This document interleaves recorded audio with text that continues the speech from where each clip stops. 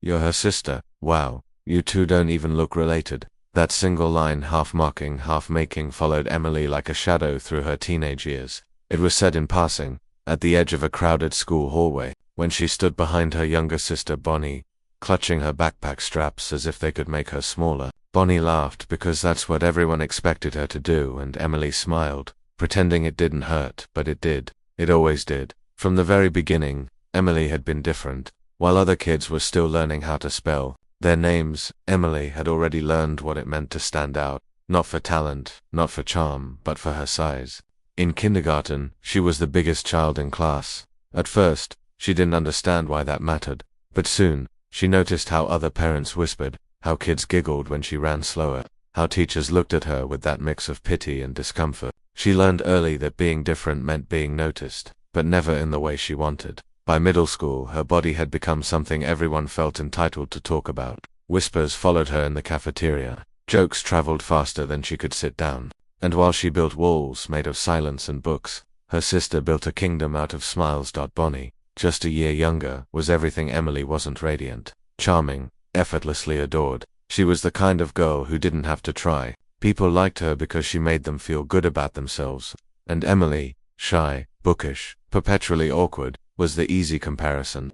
Every time someone said, "You and your sister are so different," she heard what they really meant. One of you is lovable, the other is tolerated. But Emily never hated Bonnie, not at first. She adored her little sister, the way Bonnie used to sneak into her room to borrow hair clips, the way she'd ask for bedtime stories, the way she'd hold her hand when thunder scared her. Emily felt protective, proud even. She believed that as long as she loved Bonnie enough, that love would be returned. That then came high school. For the first few weeks, Emily walked the halls believing they'd finally be close again, two sisters under one roof, sharing secrets and stories. But instead, she watched her sister drift toward the world that had always rejected her. Bonnie became popular overnight, the homecoming crowd's favorite, the girl everyone wanted to sit next to, and somewhere along the way she learned to be ashamed of her sister. It started small, a cold glance in the hallway, a muttered "Don't wait for me after class."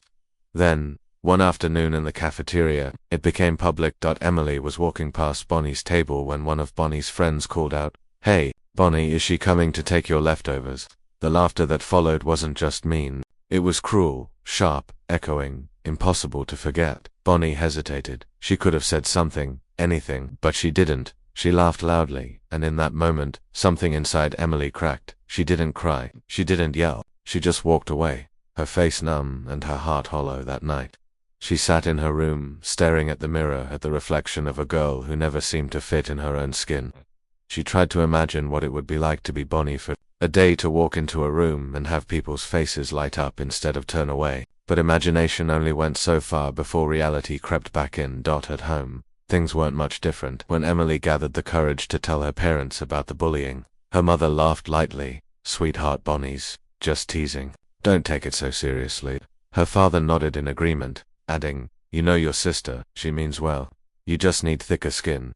Thicker skin. They said it like it was advice, but to Emily, it felt like a verdict, a confirmation that her pain was invisible, invalid. So she stopped talking about it. Instead, she sought refuge in books. Fiction became her sanctuary, her escape. Within those pages, she wasn't the fat, awkward girl. She was whoever she wanted to be, brave, beautiful, enough. But every time she closed the book, reality reminded her that fairy tales didn't exist for girls like her. At school, Bonnie's popularity grew. At home, their parents' favoritism became louder, though never spoken aloud. Bonnie could do no wrong. If she brought home a bad grade, it was brushed off with, "She's just not a school person." If Emily brought home straight A's, the praise sounded transactional. See, all that reading finally paid off. Her achievements became trophies her parents used to brag about to friends, not to celebrate her. Bonnie, meanwhile, began resenting those same grades. Every time their parents compared her to Emily, she rolled her eyes, muttering that her sister had no life. One night, Emily woke to find her neatly written essay missing from her desk. The next morning, she discovered it crumpled in the trash, stained with juice. Years later, Bonnie would admit, half drunk, half laughing, that she'd done it out of spite. Those moments piled up like quiet bruises, and yet Emily endured them all. She became good at enduring, good at swallowing pain, good at pretending not to notice. When you grow up being mocked for existing, endurance becomes your only survival skill. The house that should have felt like safety became the first battlefield. Every conversation carried an undercurrent of comparison. Every dinner turned into an unspoken contest. Bonnie's laughter always seemed to fill the room. Emily's silence filled the rest. Still, she tried to love them, her sister, her parents, because that's what she thought good daughters were supposed to do.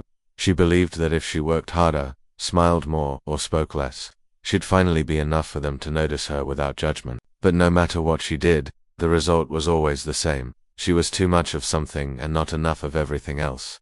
Years later, when people asked why she rarely visited home, Emily would shrug and say, "Work keeps me busy." But the truth was simpler. She had spent her entire childhood learning how to disappear, and going home felt like volunteering to vanish again. Still, she didn't hate them, not yet. Hate requires energy, and Emily had spent hers on surviving. What she didn't realize, not yet, anyway, was that every cruel joke, every dismissive smile, every comparison that cut just a little too deep, was forging her into someone else. Someone sharper, someone colder, someone who would, one day, stop apologizing for existing. And when that day came, the same family that taught her how to break would finally learn what it feels like to be broken. Years passed quietly after Emily moved out. She built her life piece by piece, a modest apartment, a steady career, and a small circle of people who didn't see her through the filter of her past. She thought she had finally escaped the noise of comparison, the sharp edges of her family's expectations, but peace never lasts when it comes from silence. When the message arrived, "Family lunch this weekend. Everyone's coming," Emily hesitated before replying. It had been almost 2 years since she'd seen them. 2 years since she'd smiled through the awkward calls, the polite questions, the small reminders that she was still the different one. She told herself it would be fine. Just lunch. Just family. The restaurant was already half full when she walked in. The familiar sound of her mother's laughter echoed across the room, followed by the deeper rumble of her father's voice. At the head of the table sat Bonnie, perfectly composed, her golden hair catching the sunlight as if the world itself was a spotlight meant for her. For a brief moment, Emily thought she saw the sister she once adored. But then Bonnie looked up, eyes scanning Emily from head to toe, and smiled that kind of polite, restrained smile that says, "You tried, Emily. You made it," her mother chirped, standing up to kiss her on the cheek. "You look healthy." The word hit like a dart disguised as a compliment. Emily smiled back, the kind of practiced smile that hides exhaustion. "It's good to see you too, Mum." The lunch started off harmlessly enough, the usual small talk, updates about work, comments about the weather. Emily spoke when spoken to, careful not to She'd learned long ago that too much of her success made her family uncomfortable. But that fragile piece cracked the moment Bonnie cleared her throat and held up her hand. A glittering diamond ring caught the light. "I have an announcement," she said, her voice bright, rehearsed, dripping with pride. "I'm engaged." The table erupted. Her mother gasped. Her father's eyes lit up. There were hugs, laughter, and a chorus of congratulations that seemed to echo forever. Emily clapped too, quietly, genuinely happy for her sister. For a moment, she thought maybe, just maybe, things could be different now. Maybe time had softened them all. But then Bonnie turned to her, eyes gleaming with that same familiar edge. "So she began, her tone casual. "What's new with you? How's the big career going?" Emily smiled. "Actually, things are good. Work's been fulfilling lately. I just finished leading a project we've been building for months, and it went really well." Bonnie tilted her head, pretending to be impressed. "That's great." A pause. Then, with that same smile that never reached her eyes, she added, "But, if life's that great, why are you still fat?" The table fell silent. Her mother's hand froze mid-air. Her father looked down at his plate. Emily felt the air leave her lungs. The words had been sharp, precise, the kind that didn't just cut. They humiliated. Bonnie laughed softly, as if it were just a joke. "I mean, I'm kidding. But seriously, if you're that successful, shouldn't you at least look like it?" Emily tried to breathe, but her chest felt tight. She wanted to disappear, to melt into the floor, to wake up somewhere far away from this polished table, from this family that never really saw her. Before she could speak, her mother jumped in, laughing nervously. "Bonnie, stop teasing your sister. She's right though, sweetheart, you've always been beautiful. But imagine how stunning you'd be if you just lost a little weight." Her father nodded. "She's just saying it because she cares. You're not getting any younger, and we'd love to see you happy, maybe find someone, settle down." It was like a script they'd rehearsed for years, concern disguised as judgment, love coated in control. Bonnie leaned forward, her tone lighter but her words crueler. I just don't want you to feel left out, you know? I mean, at my wedding, I want everyone to look their best. And you're my sister. People are going to see us together. I want you to feel confident too. Emily blinked. Confident, she repeated softly. What Bonnie meant was presentable. What she meant was, don't embarrass me. Her mother smiled encouragingly. That's right. You could take this as a fresh start. The wedding's in a year, plenty of time to lose some weight. Maybe we'll even hire you a personal trainer. It'll be good for you, honey. Her father chimed in. Exactly. We just want you to be healthy and, well, more approachable. You don't want to show up single to your little sister's wedding, right? Emily froze, approachable, as if love was something earned by shrinking yourself to fit someone else's comfort. She looked at their faces, her parents, smiling as if they'd just given her a gift, and Bonnie, glowing in the center of their approval. It felt like being 15 again. Small, invisible, dissected under their gaze. Inside, something twisted. Her voice, when it came, was calm, almost too calm. I'm happy for you, Bonnie, truly, and thank you, Mum, Dad, but I like my life the way it is. Her mother frowned. Don't be defensive. Emily, we're trying to help you. Bonnie chuckled. You always take things so personally. It's just a suggestion. Emily forced a smile. Right, just a suggestion. But her hands were trembling under the table. The rest of the lunch passed in polite chatter, though every word felt like a bruise pressed too hard. Bonnie gushed about her wedding plans, the venue, the dress, the colors. Her parents hung on every detail. Emily stayed quiet, nodding when expected, sipping water to drown the burn in her throat. At one point, Bonnie leaned back and said with mock sweetness, "Oh, and I'm counting on you to be there for me. Maybe as my maid of honor if you can slim down by then." Her mother laughed like it was adorable. Her father smiled proudly, and Emily sat there, smiling back, her pulse echoing in her ears. Something in her cracked that day, quietly, cleanly, like glass breaking under pressure. She realized then that no amount of success, no number on a paycheck, no accomplishment would ever be enough to make them see her as whole. They would always look at her body before they saw her soul. After lunch, he walked out into the sunlight, the noise of the restaurant fading behind her. The sky was too bright, almost mocking. Her reflection in the window, the round cheeks, the soft edges looked foreign, like a person she'd been taught to hate. She didn't cry. Not there. Not where anyone could see. But when she got home, she stood in front of her bathroom mirror for a long time, staring. Her mother's voice echoed in her head. Imagine how stunning you'd be if you just lost a little weight. Bonnie's laugh replayed like a cruel melody. If life's that great, why are you still fat? Emily exhaled slowly, her reflection blurring behind tears she refused to let fall. For years she had done everything to earn their approval. Silence, endurance, patience, and what had it brought her? A family that mistook humiliation for love. Her eyes hardened. For the first time, she didn't see shame in that mirror. She saw something else, a quiet, unfamiliar determination. She whispered, barely audible, "Fine, I'll lose the weight." But this time, it wasn't for them. It wasn't for Bonnie. It wasn't even for the wedding. That it was for her, for the little girl who once hid behind books. For the teenager who walked away from laughter that wasn't kind. For the woman who'd spent years apologizing for existing. As she turned away from the mirror, her reflection caught the faintest flicker of something new. Not revenge. Not vanity, but a promise. They wanted her to change, to make them proud. They would soon learn what true transformation looked like and how much it would cost them. That night, after the lunch that left her hollow and humiliated, Emily didn't cry again. She'd done enough of that. Instead, she sat in the quiet of her apartment, the city lights flickering through her window, and realized something sharp and unfamiliar had settled inside her. Not anger, not hate, but resolve. For the first time in her life, Emily decided to change, not to earn their love, not to fix what they saw as broken, but to reclaim what they had taken, her sense of worth. The next morning, she walked into a gym that smelled of sweat, metal, and second chances. The receptionist gave her a clipboard and a polite smile. First time? Emily nodded. First time. Doing this for me. At first, her body protested every movement. Her lungs burned, her legs ached, and her mind screamed for the comfort of giving up. But every time she thought about stopping, she saw Bonnie's smirk, her mother's helpful smile, her father's condescending concern. Those memories fueled her better than caffeine ever could. She signed up with a personal trainer named Rachel, a woman in her late 30s with the kind of calm strength that didn't need to be announced. Rachel had once been overweight herself, and she understood the quiet shame that came from existing in a body everyone felt entitled to judge.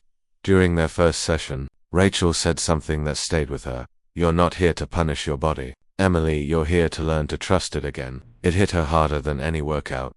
The days turned into weeks, weeks into months. Slowly, the mirror stopped being her enemy. Her body didn't shrink overnight, but her doubt did. Each pound lost was like shedding a memory she no longer needed: the cafeteria laughter, the comparisons, the years of feeling invisible. Rachel's training wasn't just physical. They talked about control, about shame, about how women were taught to earn love through obedience. One afternoon, after an exhausting session, Rachel looked at her and said, "Pretty isn't a reward, Emily. Confidence is. You don't need to become beautiful to be accepted. You need to believe you already are." Emily smiled, sweat dripping from her temples. "Then that's the goal," she said quietly. By the end of the 6th month, the transformation was undeniable. Her reflection was almost unrecognizable: toned arms, sharper jawline, eyes that no longer darted away from mirrors. She even decided to change her hair, blonde, something lighter, freer. For the first time, she didn't ask herself, "Will they like it?" She asked, "Do I?" And she did. Her family didn't know about any of it. They rarely called, and she rarely answered. But as Bonnie's wedding grew closer, the texts began flooding in again. Plans, menus, outfits. Then came the inevitable message: "Pre-wedding family lunch next week. Be there, no excuses. Love, Mum." Emily stared at the text for a long time. She almost ignored it. Almost, but then a slow, deliberate smile curved her lips. They wanted to see her again. Fine, they would. When the day came, she dressed simply fitted jeans, a white blouse, gold earrings, and her new haircut catching the morning light. She didn't need to impress anyone. Just showing up as herself was enough. When she entered the restaurant, her parents were already there. Her mother looked up first, froze, and gasped. "Emily," she whispered. Her father blinked, confused. "Wait, is that?" Emily smiled softly. "Hi Dad, hi Mum." For a moment, silence filled the air, thick and electric. Her mother covered her mouth, eyes wide. My goodness, you look incredible." Her father stood half laughing in disbelief. "You lost so much weight. You look like a different person." She tilted her head. "Maybe I just found the person I was supposed to be." They hugged her, still stunned, still trying to reconcile the memory of the daughter they'd shamed with the woman now standing before them, composed, elegant, radiant. For the first time, she saw something she'd never seen in their eyes before: respect. And then Bonnie walked in. At first, Bonnie didn't even notice her. She was too busy greeting their parents, flashing her diamond ring, soaking in the attention. But when she turned and saw Emily, her smile faltered, her eyes widened, disbelief flickering into something darker: jealousy. "Emily." Bonnie's voice trembled slightly. "Oh my God, you look..." She laughed nervously. "Wow, I didn't even recognize you." Emily offered a polite nod. "Hi, Bonnie, you look lovely." Bonnie's eyes darted to her sister's figure, her hair, the subtle confidence in her posture. Did you have something done?" Emily blinked. "Something done?" Bonnie forced a laugh. "Surgery, maybe. I mean, no offense, but you look too good for just working out." Their parents laughed awkwardly, trying to lighten the moment. Her father said, "She really does look amazing, doesn't she?" "Honestly, you're glowing, Emily," her mother added, perhaps without thinking. "You look even more beautiful than Bonnie." The air froze. Bonnie's smile cracked, her eyes flashing. "Wow, Mum, thanks," she said sharply. "Right before my wedding. Perfect timing." Emily didn't move. She just sat there, composed, letting the silence stretch long enough to sting. Her mother stammered, "Oh, I didn't mean it like that. You're both beautiful, of course. It's such a shock to see Emily like this." Her father tried to smooth it over. "Let's not make it a competition. We're proud of both our girls." But the tension had already taken root. Bonnie leaned back, crossing her arms. "You even dyed your hair blonde, huh? I guess that's your thing now."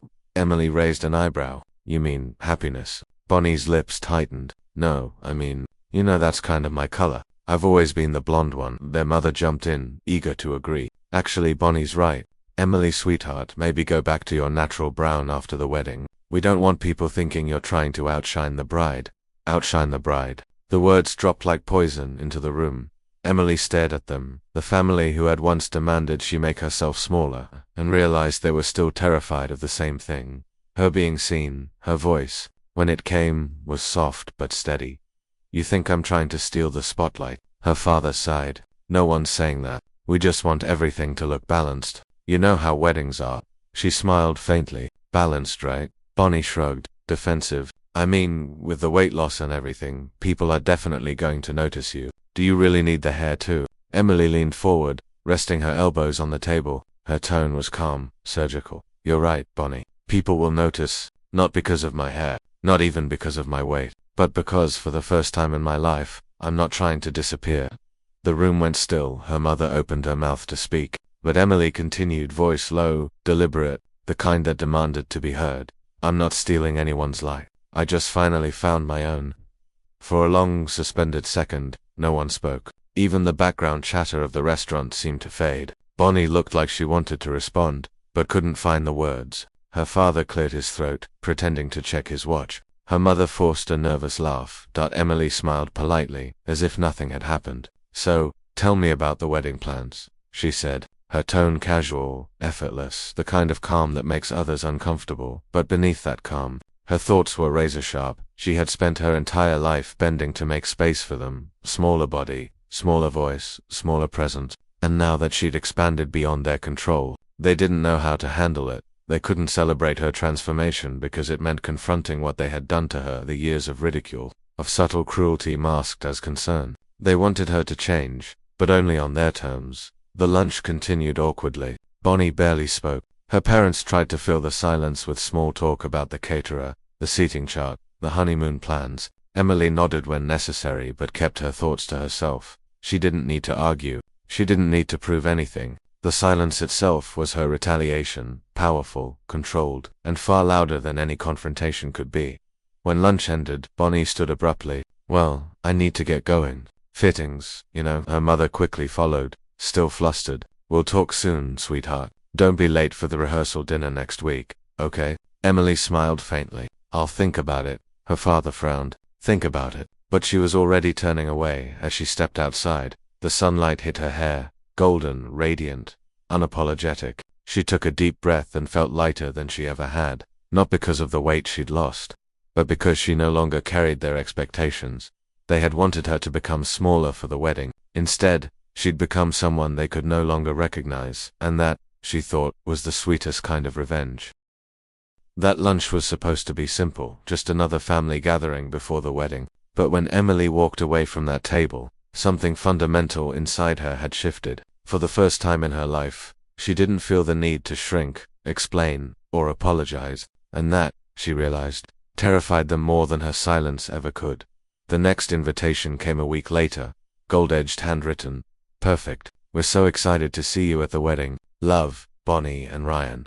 Emily placed it on her counter and stared at it for a long time. The ink shimmered under the light, elegant and hollow. She didn't feel anger, just distance, clean, quiet, absolute. Her phone buzzed with messages. Her mother, don't forget to RSVP. Her father, we already saved you a seat near the front. Bonnie, I'm counting on you to be there, sis. Don't make this weird. Emily typed a reply, then erased it. Instead, she whispered to herself, maybe weird is what they need. 2 days later, she agreed to one last family dinner before the wedding. Her parents insisted, just a small meal, no drama. But Emily knew better. There's always drama when fragile egos gather around old wounds. When she arrived, Bonnie was already there, dressed in pastel perfection, scrolling through photos of herself in her wedding gown. Their parents hovered nearby, praising every detail. As soon as Emily entered, the room went quiet. Her father forced a smile. You're early. I wanted to make sure I had time, Emily replied. They sat. The air felt heavy, thick with things unsaid. Bonnie broke the silence first. So, are you finally going to tell me what you're wearing to my wedding? Please don't tell me it's something flashy. Emily looked at her calmly. Don't worry, Bonnie. I wouldn't want to draw attention. Her mother laughed awkwardly. Good girl. You've always known how to be considerate. Emily's lips curved. Oh, I learned that lesson early. Her father cleared his throat. Let's not start. But Emily wasn't here to start anything. She was here to finish it. She placed her napkin gently on the table. You know, she began softly. It's funny how you all spent years teaching me how to be smaller, quieter, thinner, less noticeable. And now that I've finally changed, you don't know what to do with me. Her mother frowned. Emily, that's not fair, she continued, voice steady, sharp like ice. Fair. You want fair. Let's talk about fair. Fair would have been you listening when I told you how Bonnie humiliated me at school. Fair would have been you defending me when your friends made jokes about my weight. Fair would have been you loving me without conditions. Bonnie rolled her eyes. Oh please. You're still stuck in the past. You're not the only one who had problems. Emily turned to her sister, her expression unreadable. You're right. You had problems too. You needed to be adored so badly that you crushed anyone who got in your way, even me. You mocked me to feel powerful, and our parents let you because it was easier to laugh than admit you were cruel. Bonnie's jaw tightened. You're being dramatic. Emily's eyes didn't waver. No, Bonnie. I'm being honest, something you should try sometime. Her father slammed his hand on the table. Enough. Don't talk to your sister that way. Emily turned her gaze to him, calm, detached. You want respect, Dad. Respect is earned. You taught me that people's worth is based on how they look, how they fit your idea of success. You didn't raise daughters, you raised reflections of your own insecurity. He froze, mouth opening, then closing again. Her mother's voice shook. How can you talk to us like this after everything we've done for you? Emily leaned back, eyes cold, voice cutting. Everything you've done to me, you mean, you called it love when you mocked me. You called it concern when you controlled me. You called it family when it was just approval disguised as affection. No one spoke. The silence was suffocating. She stood slowly, folding her napkin with precision. You wanted me to lose weight for the wedding, to make you proud. But here's what you don't understand. I didn't lose weight to fit in. I lost everything that made me tolerate this. Bonnie's voice cracked, a mix of rage and disbelief. You're unbelievable. You think you're better than us now. You're just bitter. Emily met her eyes, unflinching. No, Bonnie, I'm just done. Her mother's lip trembled. Don't walk away from your family, Emily. She smiled, not cruelly. Just sadly, you stopped being my family the day you made me apologize for your cruelty. Then she turned, picked up her bag, and walked out. Behind her, she heard her father mutter, ungrateful, her mother's whisper. She's lost her mind, Bonnie's hiss. Let her go. She come crawling back. But Emily didn't turn around. For once, she didn't have to. 2 weeks later, the wedding came and went without her while Bonnie posed in a designer gown under crystal Emily lay on a white sand beach thousands of miles away, sipping champagne, sunlight painting gold across her skin. The waves whispered against the shore. The air smelled of salt and freedom. No phone calls, no questions, no guilt. For the first time in her life, she was completely, unapologetically alone, and it felt like peace.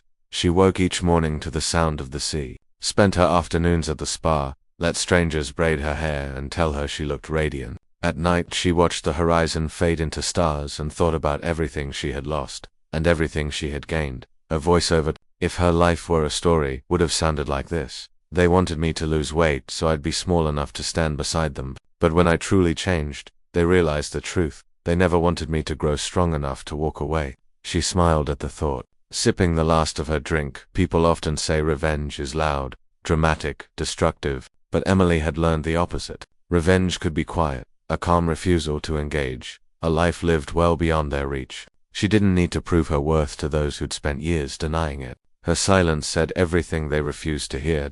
As the sun dipped below the ocean, she whispered to herself, not every family deserves forgiveness. Sometimes, silence is the only answer they understand. The waves carried her words away, gentle and final. Emily leaned back, eyes closed, letting the world hum softly around her. She wasn't the sister they could laugh at anymore. She wasn't the daughter who apologized for existing. She wasn't the girl who needed to earn love. She was finally herself. They told her to lose weight for a wedding. What they didn't realize was that she would lose the part of herself that needed their approval. When she returned to herself, stronger, lighter, and free, they called her cold, but really, she was just done melting for people who never deserved her warmth.